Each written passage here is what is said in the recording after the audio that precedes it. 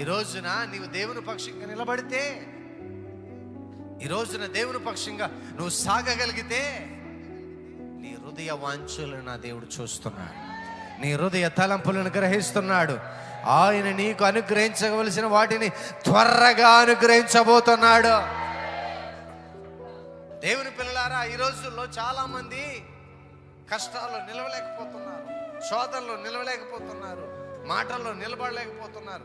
అంటే నిలబడటం అంటే అర్థం ఏమిటంటే దేవుని మందిరానికి దూరం అయిపోయి లోకస్తులు అయిపోతున్నారని కాదు. భక్తిలో అదే విశ్వాసంలో ముందు చెప్పబడినటువంటి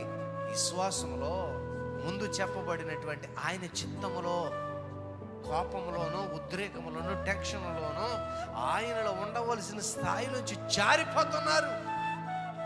ఓర్చుకోవాలి, ప్రభు కొరకు నిలబడాలి.